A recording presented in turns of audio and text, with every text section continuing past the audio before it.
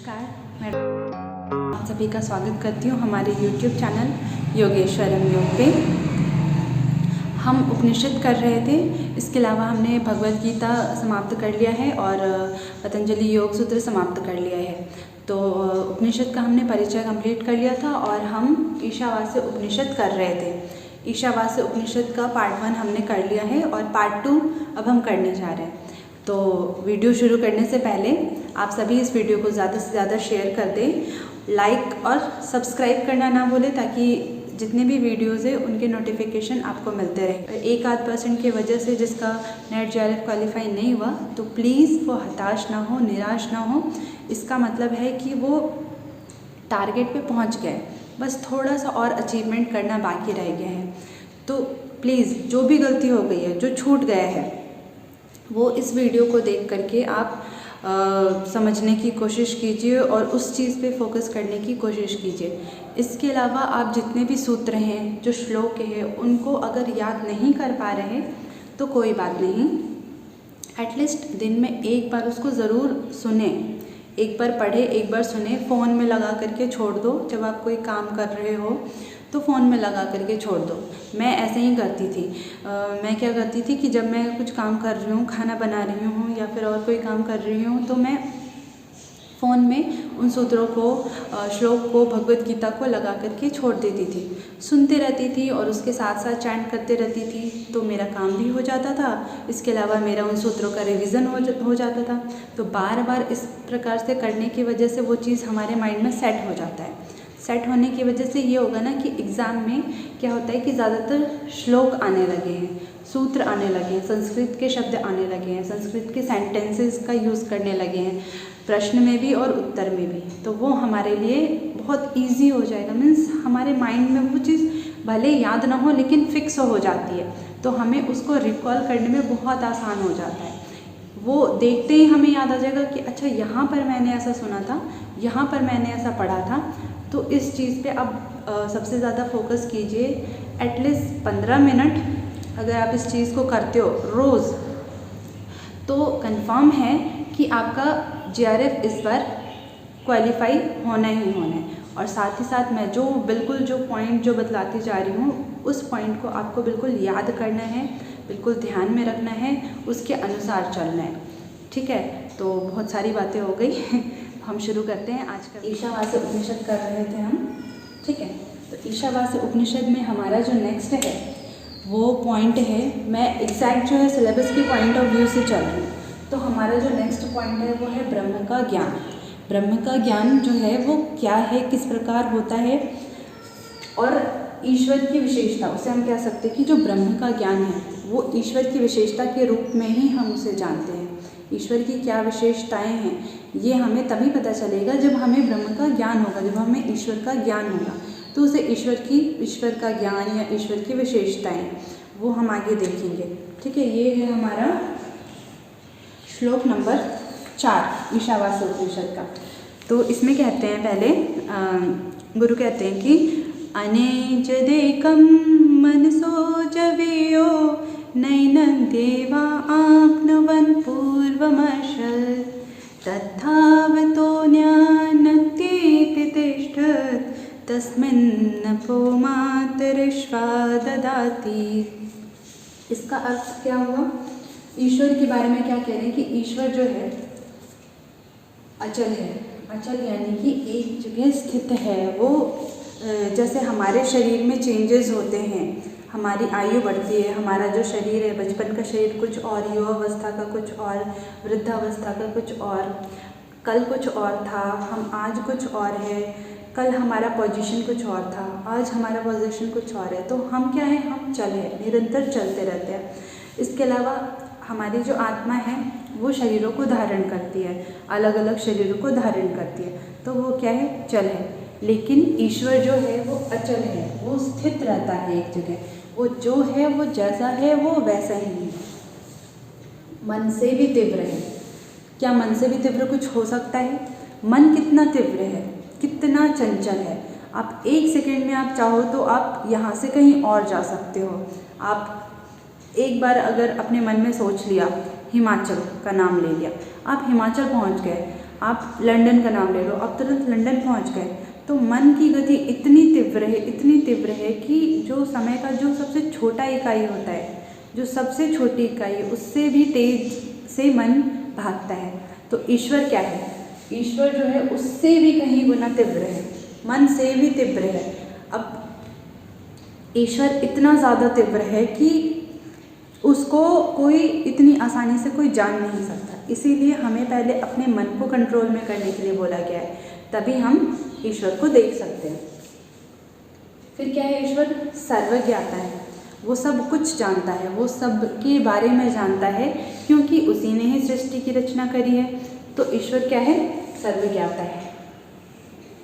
अतिक्रमण कर जाता है। अतिक्रमण का मतलब कि जो दूसरे जो दौड़ रहे हैं, भाग रहे हैं चीज़ों के पीछे, ठीक है, उनसे भी कहीं आगे निकल जाता है, क्योंकि ईश्वर की गति कैसी है? तीव्र है, मन से भी ज़्यादा तीव्र है। तो वो सबका अतिक्रमण कर जाते हैं, सबसे आगे निकल जाते हैं। अगर मैं सोचूं कि अगले क्षण मैं ये करूँगी, तो ईश्वर उससे भी कहीं ज़्यादा तेज है। उसने हमें रचा है, उसने पूरी सृष्टि रची है और उसने हर एक चीज़ को निर्धारित करके रखा है। तो इसीलिए कहा है कि वो सबका, दूसरे दौड़ने वालों का भी अतिक्रमण कर जाते हैं। तद्धावतो न्यान्नतेति तिष्ठत्। और क्या है? सर्वशक्तिमान है। ईश्वर से ज़्यादा शक्तिमान तो कोई भी नहीं है, ठीक है। वह चलता भी है। अब ये जो है, ये है हमारा श्लोक नंबर 5, ठीक है। ये क्या था? हमारा श्लोक नंबर 4 था। श्लोक नंबर 5 में कहते हैं, तदेजति तन्नैजति तद्दूरे तद्वन्तिके तदंतरस्य सर्वस्य तदु सर्वस्यास्य बाह्यतः। इसका अर्थ क्या हुआ? कि वह चलता भी है और वो नहीं भी चलता है। अब एक साथ ये दो बातें कैसे हो सकती है? क्या हम चल भी रहे हैं और क्या हम नहीं भी चल रहे हैं? नहीं, या तो हम चल रहे हैं या तो हम नहीं चल रहे हैं। लेकिन ईश्वर क्या है? वो चलता भी है और नहीं भी चलता है। क्यों? ईश्वर कैसे चलता है? क्योंकि समय चल रहा है, उसके अनुसार नई नई नित्य रचनाएं होती जा रही है, सृष्टि होती जा रही है। तो वो ईश्वर का, ये जो सृष्टि करता है, जो सृष्टि कर रहा है, जो रचनाएं कर रहा है, वो कौन है? ईश्वर है।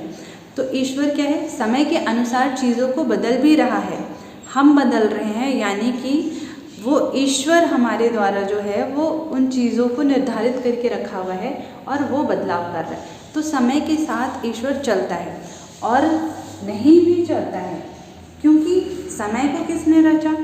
ईश्वर ने ही रचा। वो एक जगह स्थित है, पहले बोला ना कि अचल है, उसी ने समय की रचना करी है। तो वो समय के अनुसार नहीं, बल्कि समय उसके अनुसार चलता है। इसीलिए वो चलता भी है और नहीं भी चलता है, ठीक है। जैसे कि भगवत गीता में श्री कृष्ण ने बोला कि मेरा कर्म करना ज़रूरी नहीं है, मेरा कुछ करना ज़रूरी नहीं है, क्योंकि मैं तो सर्वशक्तिमान हूँ, लेकिन फिर भी मैं कर्म करता हूँ, फिर भी मैं सारे कार्य करता हूँ और बहुत ज़्यादा ही सावधानी पूर्वक करता हूँ, क्योंकि सारी सृष्टि जो है, सारे लोग मुझे फॉलो करते हैं, मेरे अनुसार चलते हैं। मैं जैसा करता हूँ उसको ही माध्यम बना करके, उसको मार्ग बना करके चलते हैं। इसीलिए मेरा जो है कर्मों को और ज़्यादा सावधानी पूर्वक करना ज़रूरी है। तो यहाँ पर भी जो है ईश्वर का चलना भी ज़रूरी है, तभी तो हम भी चलेंगे कि हाँ ईश्वर कर रहे हैं, जो सज्जन पुरुष हैं वो कर रहे हैं, तो हमें भी ये कार्य करना है। और नहीं भी चल रहे हैं, मतलब कि वो तो सृष्टि के आदि में ही वो तो आदि से भी कई, मतलब उनका तो कुछ निर्धारित मनुष्य हम नहीं कर सकते कि ईश्वर कब थे कब नहीं थे। वो निरंतर जो है वो हमेशा रहे ही, और समय की रचना भी उन्होंने ही करी, क्योंकि वो स्थिर है, वो अचल है, इसीलिए उन्होंने चल की रचना करी, समय की रचना करी। दूर से भी दूर है और समीप से भी समीप है। तद दूरे तद द्वंतिके, दूर भी है और समीप भी है। दूर किससे है? जो उनको नहीं जानता है, जो उनसे प्रेम नहीं करता है, उसके लिए वो दूर है, क्योंकि वो उनके बारे में जानता ही नहीं, वो उस परमात्मा को फील ही नहीं कर सकता। और हमारे साथ भी ऐसा होता है कि अगर कोई हमसे प्रेम ना करे, अगर कोई हमें पसंद ना करे तो हम उनसे दूर ही रहते हैं। तो उसी प्रकार से ईश्वर क्या है, उन अज्ञानियों के लिए, जो अज्ञानी मनुष्य हैं, जो ईश्वर को नहीं जानते, नहीं जानना चाहते या फिर प्रेम नहीं करते हैं, उनके लिए वो बहुत दूर है, क्योंकि वो उनको प्राप्त नहीं कर सकता, इसीलिए दूर से दूर कहा है। और समीप से समीप है किनके लिए, जो उनके भक्तगण हैं, जो उनसे प्रेम करते हैं, जो ज्ञानी पुरुष हैं, संतजन हैं, वो, क्योंकि ईश्वर तो हमारे हृदय में ही बैठा है, हमारे हृदय में ही छुपा है। तो ज्ञानी मनुष्य तो अपने बुद्धि से, अपनी विवेक ज्ञान के द्वारा, अपनी साधना के द्वारा उस परमेश्वर को देख लेते हैं, उसे जान लेते हैं। और क्योंकि वो उनके हृदय में ही बसा है, इसीलिए वो जानते हैं कि ईश्वर मेरे पास ही है। तो ईश्वर क्या है, समीप से भी समीप है, जगत के अंदर भी है और जगत के बाहर भी है। जगत के अंदर क्योंकि ईश्वर ने ही पूरी सृष्टि की रचना करी और अंत में वो सारे प्राणियों में वो खुद ही समा गया, तो इसीलिए जगत के अंदर है। जगत के बाहर है क्योंकि उन्होंने सृष्टि की रचना करी, इसीलिए वो जगत के बाहर विद्यमान है। ठीक है, आगे है ईश्वर कैसा है, परमात्मा जो है वो कैसा है, तो परमात्मा तेजोमय है। इसका श्लोक है, श्लोक नंबर 8, ये लिख सकते हैं, श्लोक नंबर 8। सपर्यगाच्छुक्रमकायमव्रणम् अस्नाविरं शुद्धमपापविद्धं कविर्मनीषी परिभू स्वयंभुर्याथा तथ्यतोत्थान व्यदधात् शाश्वतेभ्यः समाभ्यः। अब यहाँ पे कह रहे हैं कि ईश्वर कैसा है, तेजोमय, यानी शुक्र है, उसके चेहरे पर एक तेज है। आप जब भी ईश्वर की फ़ोटो देखेंगे, भगवान की, देवी देवताओं की फ़ोटो देखेंगे, तो उनके सर के पीछे जो है एक सर्कल सा बना होता है वाइट कलर का, वो क्या है, उनका ऑरा है, उनका तेज है, उनकी शक्ति है। तो ईश्वर कैसा है, तेजोमय है, तेज से भरपूर है, सूक्ष्म शरीर से रहित है। स्थूल शरीर होता है, सूक्ष्म शरीर होता है। स्थूल शरीर जो हमारा पांच भौतिक शरीर है, जो आकाश, वायु, अग्नि, जल, पृथ्वी से मिलकर के बना है। सूक्ष्म शरीर हमारा मन है, हमारा प्राण है। तो ईश्वर कैसा है, सूक्ष्म शरीर से भी रहित है, उसके अंदर मन नहीं है, प्राण नहीं है, वो क्या है, वो आकार रहित है, तो इसीलिए उसको अकाय बोला है। क्या बोला है, अकाय, यानी जो काया से रहित है, जिसकी काया ना हो। फिर क्या है, अव्रणम, यानी छिद्र नहीं है उसके अंदर। हमारे कितने सारे रोए हैं, कितने सारे द्वार हैं, आँख, नाक, कान, मुँह, इतने सारे छिद्र हैं, तो वो छिद्र रहित है, या फिर छत्र रहित है, छत्र रहित भी कहते हैं। तो उसको अव्रणम, किसी प्रकार का अव्रण नहीं है, व्रण रहित है, यानी अव्रणम। स्थूल शरीर से रहित है, स्थूल शरीर यानी कि पांच भौतिक शरीर जो है उससे रहित है। तो क्या बोला है, अस्नाविरम। फिर क्या है, ईश्वर दिव्य है, दिव्य यानी कि अप्राकृतिक है, वो प्रकृति से नहीं बंधा है, प्रकृति के बंधनों से मुक्त है। तो कैसा है, दिव्य है, अप्राकृतिक है। तो जो अप्राकृतिक है वो शुद्ध है, और जो प्राकृतिक है क्या वो अशुद्ध है? हाँ, क्योंकि जो भी प्रकृति से बना है वो नश्वर है, और हम हर क्षण नश्वरता को प्राप्त कर रहे हैं। हमारे शरीर जो है वो धीरे धीरे नश्वरता को प्राप्त हो रहे हैं। हमारे अंदर मल मूत्र भरा पड़ा है, तो क्या है ये, हमारा शरीर शुद्ध ही तो है, जबकि ईश्वर इन सब से रहित है, इसीलिए इसको शुद्ध बोला है। फिर कह रहे हैं कि शुभ और अशुभ कर्मों से रहित है। क्या है, अपाप विद्धम, अपाप विद्धम यानी कि कर्मों से रहित, चाहे वो शुभ कर्म हो चाहे वो अशुभ कर्म हो।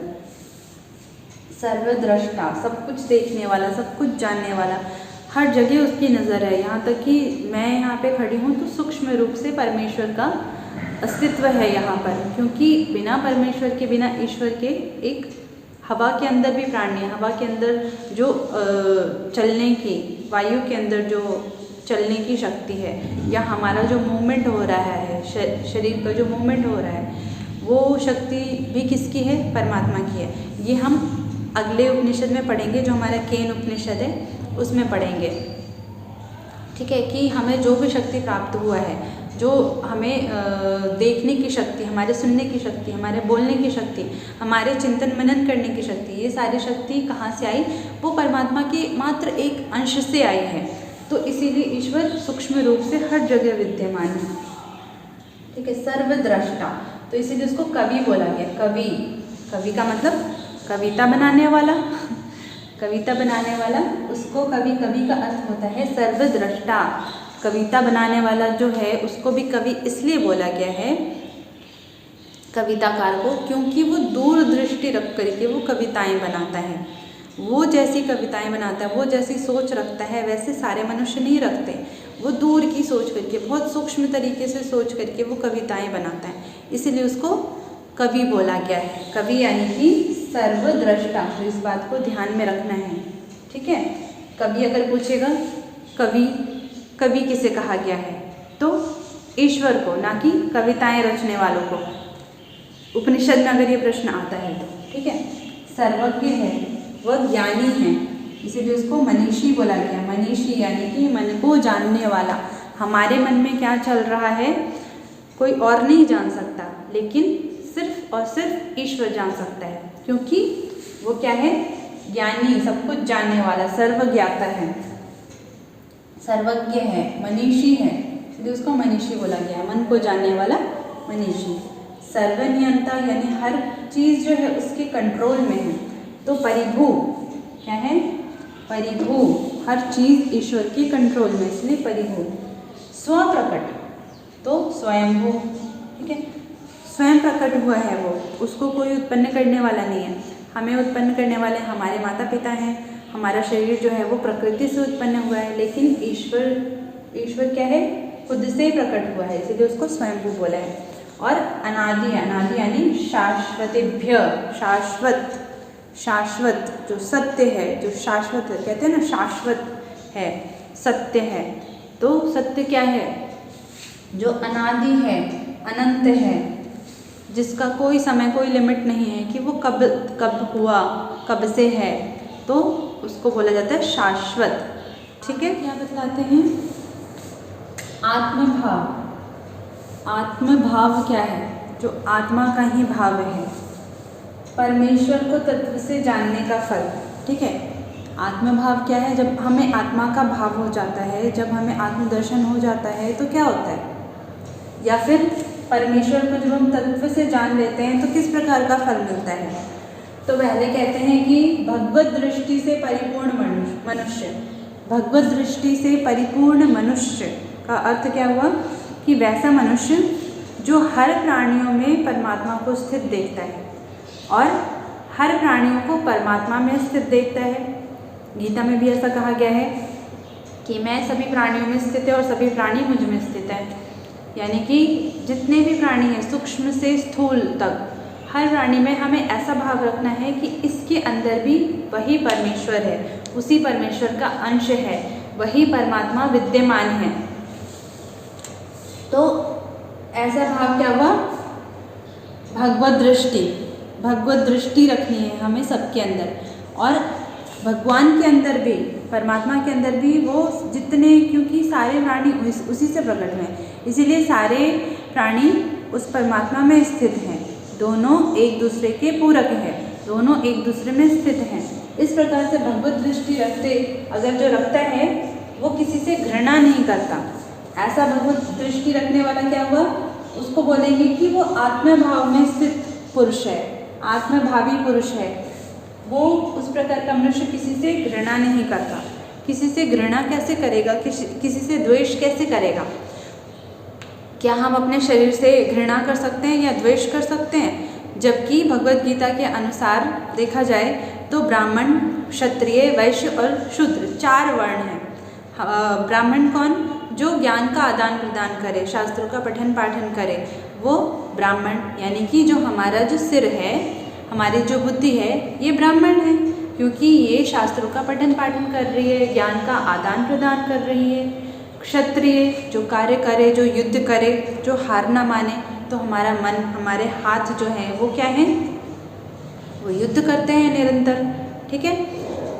वैश्य जो व्यापार करे, लेन देन करे, तो हमारा पेट क्या है? वैश्य है, क्योंकि ये भोजन ग्रहण करता है, फिर उसे पचा करके वापस से पूरे शरीर में भेजता है। तो क्या कर रहा है? ये भोजन का लेन देन कर रहा है, व्यवसाय कर रहा है। और हमारे पैर शूद्र, शूद्र क्या करता है?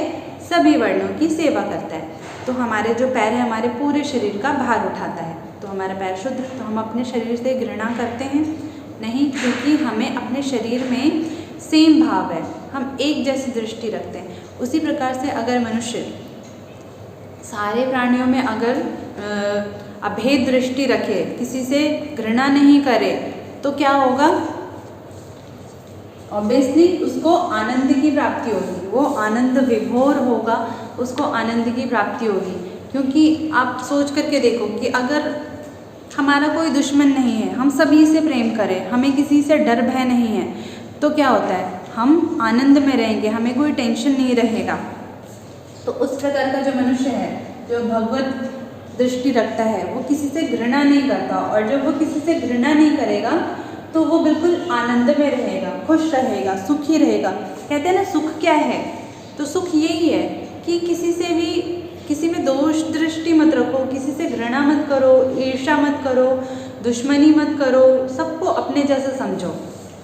फिर आगे कहते हैं कि परमेश्वर का मुख जो है वो हिरण्यमय पात्र से ढका है। हिरण्यमय न पात्रेण, ठीक है, हिरण्यमय पात्र से, यानी कि स्वर्ण मंडल रूप पात्र। जैसे कि सूरज होता है ना, जब सूरज निकलता है, सूर्य उदय होता है, तो सारे तारे छिप जाते हैं।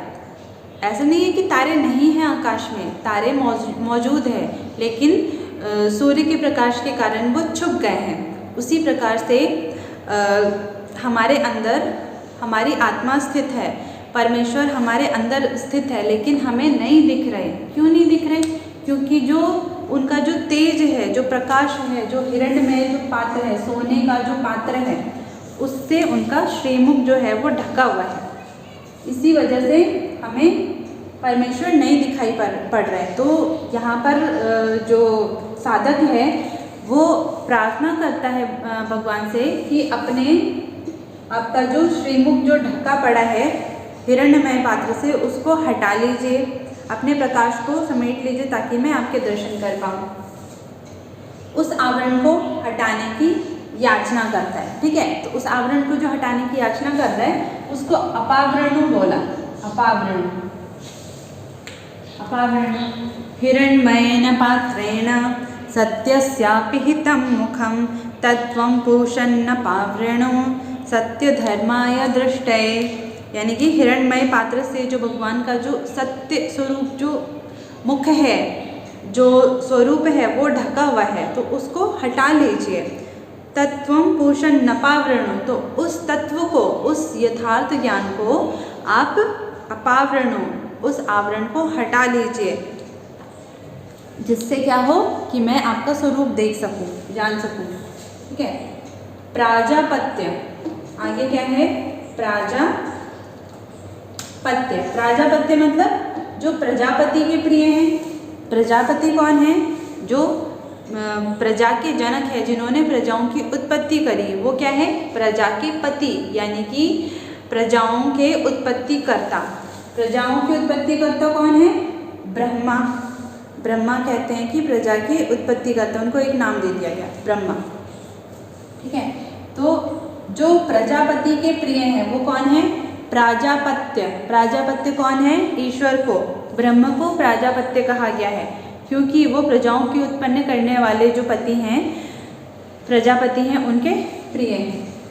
का स्वरूप ध्यान द्वारा देखा जा सकता है। ठीक है। ईश्वर का स्वरूप किसके द्वारा देखा जा सकता है? सिर्फ ध्यान के द्वारा, ये कहते हैं यहाँ पे। ठीक है। प्राजापत्य का यानी कि ईश्वर का स्वरूप ध्यान के द्वारा देखा जा सकता है। फिर मृत्यु के समय प्राण और इंद्रिय आगे क्या रिक्वेस्ट कर रहे हैं? ओम क्रतो स्मरा कृतम स्मरा, क्रतो स्मरा कृतम स्मरा।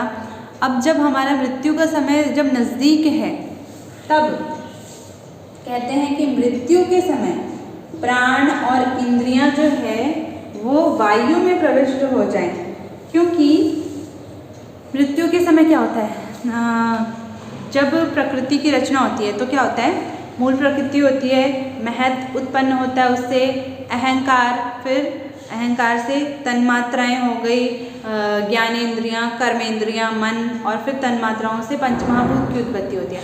और जब मृत्यु का समय आता है, जब इनके विनाश का समय आता है, तो ये उल्टी जाती हैं, ठीक है। पंचमहाभूत तन्मात्राओं में मिल गए, तन्मात्रा और 11 इंद्रियां जो है वो अहंकार में मिल गए, अहंकार जो है वो महत में मिल गया, और महत मूल प्रकृति में मिल गया। तो इसी प्रकार से जो प्राण और जो इंद्रियां हैं वो वायु से उत्पन्न हुए हैं। किससे? वायु से उत्पन्न हुए हैं। तो कह रहे हैं कि वो वायु में मिल जाए, प्राण और इंद्रियां वायु में मिल जाए, शरीर अग्नि में भस्म हो जाए। शरीर जब अग्नि में भस्म होगा तभी वो पंचभूतों में लीन हो जाएगा। तो क्या कह रहे हैं, मृत्यु के समय शरीर अग्नि में भस्म हो जाए। हे क्रतो, क्रतो स्मर कृतम स्मरा। क्रतो किसे कहा गया है? क्रतो, क्रतो बोला गया है यज्ञ में भगवान। जो हम यज्ञ करते हैं उस यज्ञ में जो अग्नि प्रविष्ट होती है, जो अग्नि उत्पन्न होती है, उस अग्नि को क्रतो बोला है, क्योंकि हम अपने हविष को उसी अग्नि में डालते हैं, तो उसको क्रतो बोला है। हे क्रतो, आप मुझे और मेरे द्वारा जो किए गए कर्म हैं उनको स्मरण करें। क्रतो स्मरा कृतम स्मरा, क्रतो स्मरा कृतम स्मरा, यानी कि आप मृत्यु के समय आप मुझे स्मरण करें।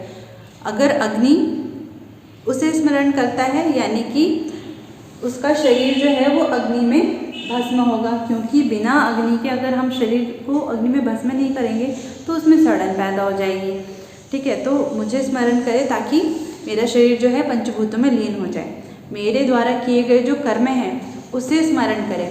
अब यज्ञ की बात आई तो इससे पता चल रहा है कि वो यज्ञ हवन आदि जो कर्म है वो करता है। तो इस प्रकार के जो कर्म हैं सुकर्म है, तो सुकर्मों को याद करें, मेरे उन कर्मों को याद करें और उसके द्वारा ही मुझे फल की प्राप्ति कराएं, उसका फल मुझे प्रदान कराएं, ठीक है। मेरे द्वारा किए हुए कर्मों का स्मरण करें।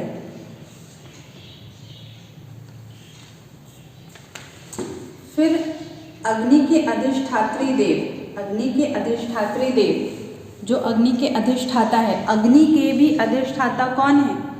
जिन्होंने अग्नि को जलने की शक्ति दी, सब कुछ भस्म करने की शक्ति दी, वो कौन है? परब्रह्म परमेश्वर।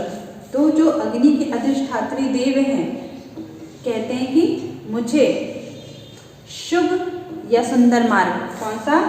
उत्तरायण मार्ग। उत्तरायण मार्ग जो है साल में 2 पक्ष होते हैं। उत्तरायण पक्ष, दो मार्ग होते हैं। साल में 2 आयन होते हैं। कौन से? उत्तरायण और दक्षिणायन, या उत्तरायण और दक्षिणायन। तो जो 6 महीने हैं साल के वो उत्तरायण होते हैं, 6 महीने हैं वो दक्षिणायन होते हैं। उत्तरायण मार्ग को शुभ माना जाता है और दक्षिणायन मार्ग को अशुभ माना जाता है। आगे हम पढ़ेंगे प्रश्नोपनिषद में कि जो उत्तरायण मार्ग है, उत्तरायण मार्ग में जिसकी मृत्यु होती है वो सीधे सूर्यलोक को या ब्रह्मलोक को जाता है, और दक्षिणायन में जिसकी मृत्यु होती है वो वापस से मनुष्य का रूप धारण करके इस धरती पे आता है, या फिर अलग अलग प्राणियों का रूप धारण करके वापस से, यानी कि वापस से वो पृथ्वी लोक, इस मृत्यु लोक पर ही आता है। तो इसीलिए बोला है कि उत्तरायण मार्ग से, उत्तरायण मार्ग कैसा है? शुभ है और सुंदर है। तो उत्तरायण मार्ग से मुझे ले चलिए ताकि मुझे ब्रह्म की प्राप्ति हो, मुझे आपकी प्राप्ति हो, और दोबारा से मुझे जन्म न लेना पड़े, जन्म मृत्यु के चक्रों से मुझे छुटकारा मिल जाए। तो श्लोक क्या है इसमें? अग्नेन सुपथाराय अस्मान् विश्वानि देव वयुनानि विद्वान् युयोध्यस्मज्जुहुराणमेनो भूयिष्ठान्ते नम उक्तिं विधेम। अब ये जो श्लोक है इस चैप्टर का, इस उपनिषद का अंतिम श्लोक है, 18वां श्लोक, ठीक है। यहीं पर हमारा ईशावास्य उपनिषद जो है वो समाप्त होता है। ये हमारा प्रथम उपनिषद है, ठीक है। दूसरा उपनिषद कौन सा है? केन उपनिषद। तो कल के वीडियो में हम केन उपनिषद पढ़ेंगे। तो आज के लिए इतना ही, ठीक है। मिलते हैं अगले वीडियो में, तब तक के लिए आप सभी का धन्यवाद।